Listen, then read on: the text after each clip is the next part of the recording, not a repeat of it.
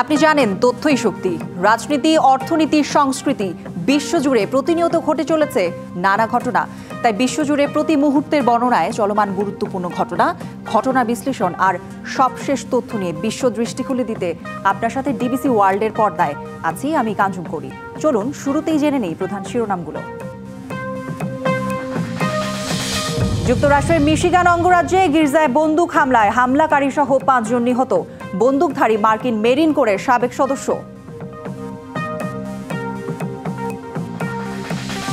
ঘুষ নেয়ার দায়ে চীনের সাবেক কৃষিমন্ত্রী তাং রেনজিয়ানের মৃত্যুদণ্ড। অবৈধভাবে অর্জিত সব সম্পদ বাজেয়াপ্তের নির্দেশ। এবং যুক্তরাষ্ট্রের সাময়িকভাবে বন্ধ বিদেশি শিক্ষার্থীদের ভিসা আবেদন আকৃষ্ট করতে এবার ভিসা ফি বাতিলের সিদ্ধান্ত নিচ্ছে যুক্তরাজ্য।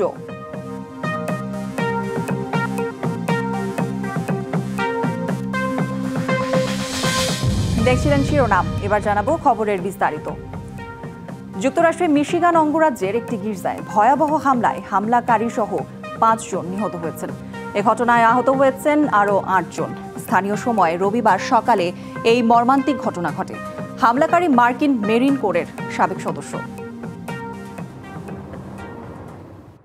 স্থানীয় সময় রবিবার সকালে মিশিগানের গ্র্যান্ড ব্ল্যাঙ্ক টাউনশিপে the Church of Jesus Christ of Latter Day সেন্টসে প্রতিদিনের মতো প্রার্থনা চলছিল। আচমকা একটি গাড়ি ঢুকে পড়ে সেখানে। গাড়ির ভেতর থেকে গুলি চালায় 40 বছরের এক হামলাকারী।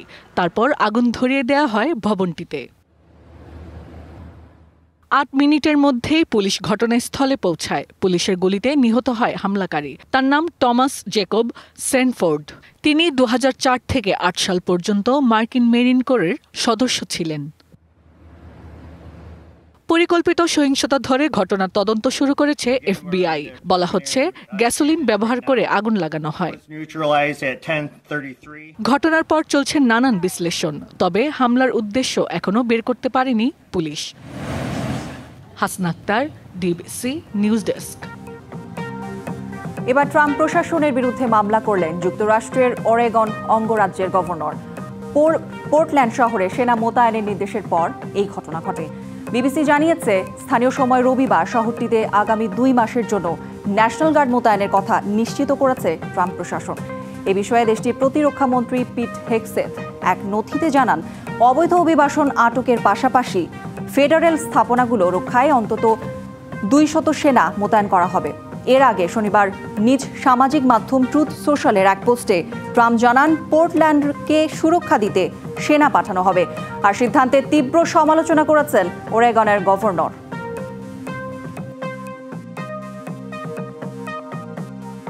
টাইফুন ফ্যাব্রিক কেয়ার, যার 3D টেকনোলজি প্রথম ওয়াশে কাপড়ের দাগ সাফ করে কাপড়কে করে নতুনের মতন পরিষ্কার আর সুরক্ষিত। টাইফুন ফ্যাব্রিক কেয়ারের সুপার পাওয়ার। ঘুষ নেয়ার দায়ে চীনের সাবেক কৃষিমন্ত্রী তাং রেনজিয়ানকে মৃত্যুদণ্ড দিয়েছে আদালত। জিলিন প্রদেশের চাংচুনের একটি আদালতে এই সাজা ঘোষণা করা হয়। সেই সঙ্গে বাজেয়াপ্ত করা হয়েছে তার সব সম্পদ। তাঁকে আজীবনের জন্য রাজনৈতিক অধিকার থেকে বঞ্চিত করা হয়েছে। ঘুষ নেওয়ার দায়ে মৃত্যুদণ্ড হল চীনের সাবেক কৃষিমন্ত্রী তাং রেনজিয়ানের। 28 সেপ্টেম্বর চীনের জিলিং প্রদেশের চাংচুনের একটি আদালতে এই সাজা ঘোষণা করা হয়। তবে সাজা কার্যকরের আগে তাকে 2 বছর পর্যবেক্ষণে রাখা হবে। জানা যায়, তাং রেনজিয়ান 2007 থেকে 2024 সাল পর্যন্ত চীনের বিভিন্ন সরকারি পদে থাকাকালীন 268 মিলিয়ন ইউয়ানের বেশি অর্থ ও সম্পত্তি ঘুষ হিসেবে গ্রহণ করেছেন, যা বাংলাদেশি মুদ্রায় 450 কোটি টাকারও বেশি। চীনের রাষ্ট্রীয় বার্তা সংস্থা সিনহুয়ার এক প্রতিবেদনে তার বিরুদ্ধে তোলা অভিযোগ ও সাজার তথ্য উঠে আসে। সংবাদ মাধ্যম চায়না ডেইলি জানায়, তাঁকে আজীবনের জন্য রাজনৈতিক অধিকার থেকে বঞ্চিত করা হয়েছে। সেই সঙ্গে বাজেয়াপ্ত করা হয়েছে তার সমস্ত ব্যক্তিগত সম্পদ। আদালতের রায়ে বলা হয়েছে, তার অবৈধভাবে অর্জিত সকল সম্পদ রাষ্ট্রীয় কোষাগারে জমা দিতে হবে। আদালত আরও জানায়, ঘুষের পরিমাণ অত্যন্ত বেশি হওয়ায় তাঁকে মৃত্যুদণ্ড দেওয়া উচিত ছিল, কারণ তার এই দুর্নীতি দেশ ও জনগণের জন্য বিশাল ক্ষতির কারণ। তবে তদন্তে সহযোগিতা করা এবং স্বেচ্ছায় অবৈধ আয়ের কথা স্বীকার করার কারণে আদালতের পক্ষ থেকে তাকে এই পর্যবেক্ষণের সুযোগ দেওয়া হয়েছে বলেও জানা যায়। চীনের নিয়মানুসারে মৃত্যুদণ্ডপ্রাপ্ত আসামিকে 2 বছর পর্যবেক্ষণে রাখা হয় এবং এই সময়ের মধ্যে যদি সে নতুন কোনো অপরাধ না করে তবে তার মৃত্যুদণ্ড যাবজ্জীবন কারাদণ্ডে রূপান্তরিত হয়। ভালো আচরণের উপর ভিত্তি করে সাজা আরও কমানোর সুযোগ থাকে। 1983 সালে কর্মজীবন শুরু করা 63 বছর বয়সী এই রাজনীতিবিদ 1986 সালে চীনের কমিউনিস্ট পার্টিতে যোগ দেন। এরপর কয়েক দশক ধরে দেশটির কৃষি খাতে কাজ করছেন তিনি। কিন্তু 2024 সালের মে মাসে দলীয় শৃঙ্খলা এবং রাষ্ট্রীয় আইন লঙ্ঘনের গুরুতর অভিযোগে তাকে তদন্তের আওতায় আনা হয়। 6 মাসের দ্রুত তদন্ত শেষে তাকে দল থেকে বহিষ্কার এবং সরকারি পদ থেকে অপসারণ করা হয়। পরবর্তীতে এপ্রিলে তার বিরুদ্ধে ঘুষের অভিযোগ আনা হয় এবং জুলাই মাসে প্রকাশ্যে সেই মামলা শুনানি হয়। সাজিদ আনিল, ডিবিসি নিউজ ডেস্ক। আফগানিস্তানে কারাবন্দী থাকা আরও এক মার্কিন নাগরিককে মুক্তি দিয়েছে তালেবান সরকার। স্থানীয় সময় রবিবার কাতারের মধ্যস্থতায় দীর্ঘ কয়েক মাসের আলোচনার পর মুক্তি পান আমির আমিরি। তিনি 2024 সালের ডিসেম্বর থেকে তালেবানদের হেফাজতে ছিলেন। মুক্তির পর তিনি দোহার পথে আছেন। এবছর তালেবান সরকারের কারাগার থেকে মুক্তি পাওয়া এটি 5ম মার্কিন নাগরিকের ঘটনা। এছাড়া 8 মাস ধরে আটক থাকা এক ব্রিটিশ দম্পতিকেও মুক্তি দেওয়া হয়েছে।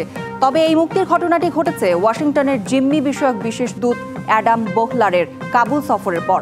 এর আগে যুক্তরাষ্ট্রের প্রেসিডেন্ট ডোনাল্ড ট্রাম্প তালেবানকে সতর্ক করে বলেন, বাগরাম বিমান ঘাঁটি যুক্তরাষ্ট্রকে ফিরিয়ে না দিলে আফগানিস্তানের জন্য খারাপ কিছু অপেক্ষা করছে। যুক্তরাষ্ট্রে সাময়িকভাবে বন্ধ রয়েছে বিদেশি শিক্ষার্থীদের ভিসা আবেদন। এতে বড় দুশ্চিন্তায় পড়েছে ভারত, চীন সহ বেশ কয়েকটি দেশের লাখো শিক্ষার্থী।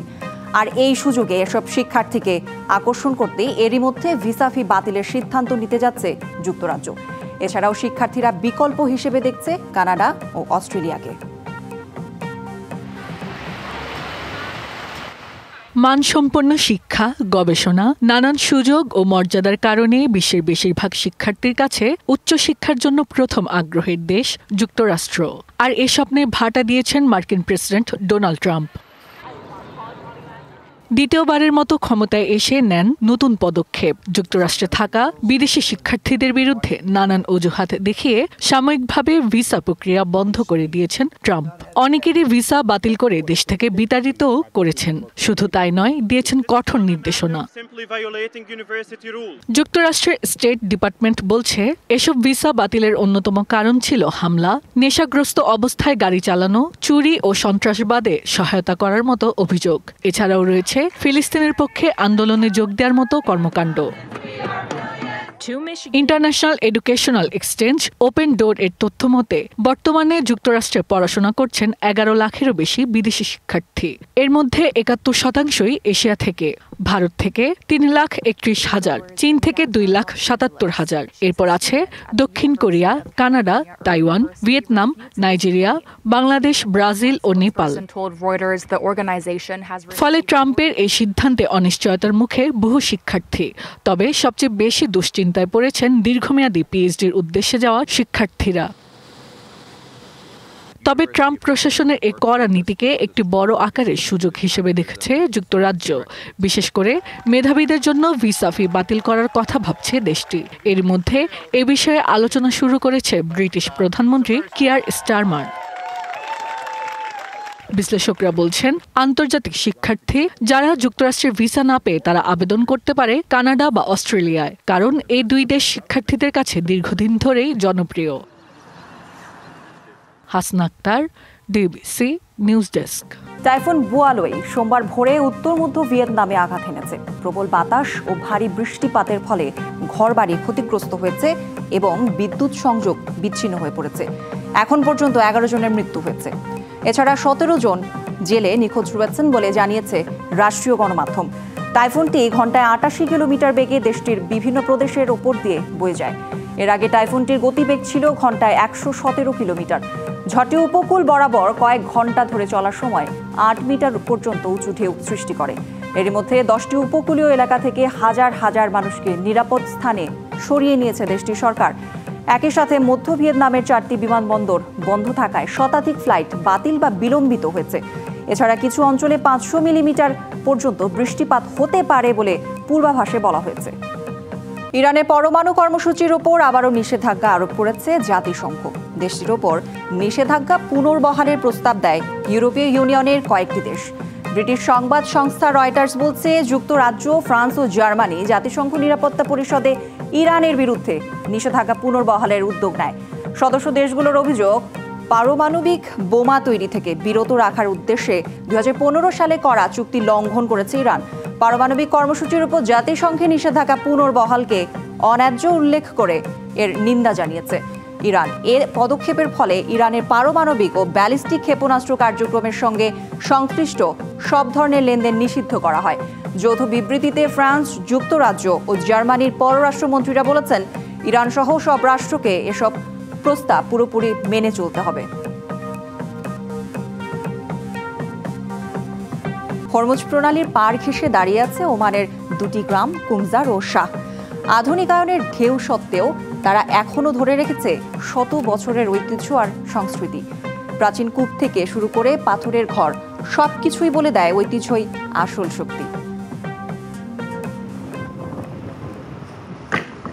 পাহাড় আর সাগরে ঘেঁষা 2 গ্রাম মনে করিয়ে দেয় উন্নয়ন যতই এগোক শিকড়ের টানকে ভোলা যায় না। বলছি হরমুজ প্রণালীর পাড়ে দাঁড়িয়ে থাকা এক ইতিহাস, ওমানের কুমজার ও শাহ গ্রামের কথা, যেখানে আধুনিকতার ভিড়েও টিকে আছে শত বছরের ঐতিহ্য। তবে কুমজারের জীবন টিকে ছিল ভূগর্ভস্থ মিষ্টি পানির ওপর। এখন নির্ভর করতে হচ্ছে পরিশোধিত পানির ওপর। নৌকা দিয়েই পৌঁছানো যায় এ গ্রামে। জীবিকার উৎস মাছ ধরা ও নৌকা বানানো রয়ে গেছে আগের মতোই।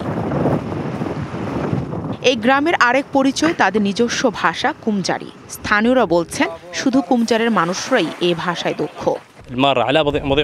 কুমজার ঐতিহাসিক কূপ অনেক আগে থেকেই বিখ্যাত। অতীতে নাবিক, ব্যবসায়ী ও জাহাজের যাত্রীরা এখান থেকে পানি সংগ্রহ করত। ওমানের আরেক পাহাড়ি গ্রাম শাহ, এর বাসিন্দারা জীবিকা নির্বাহ করে চাষাবাদ ও পশুপালন করে। লক হাউস বা বায়ত আল কুফল গ্রামটির বিশেষ এক স্থাপনা। তবে এই এলাকার বাসিন্দারা নিজেরাই ঐতিহ্যবাহী ঘর তৈরি করে থাকেন। আংশিকভাবে মাটির নিচে তৈরি এসব পাথরের ঘর শীতকালে গরম থাকে। খাবার ও মালামাল নিরাপদে সংরক্ষণ করা হয় এখানে। ওমান ভিশন 2040 পরিকল্পনায় স্পষ্ট করে বলা হয়েছে, উন্নয়ন ও শিল্পায়ন এগোলেও সাংস্কৃতিক ঐতিহ্য রক্ষা করতে হবে সমান তালে। কারণ সংস্কৃতির মূলেই নিহিত ওমানের পরিচয়। Nahida Rinthi, DBC news desk.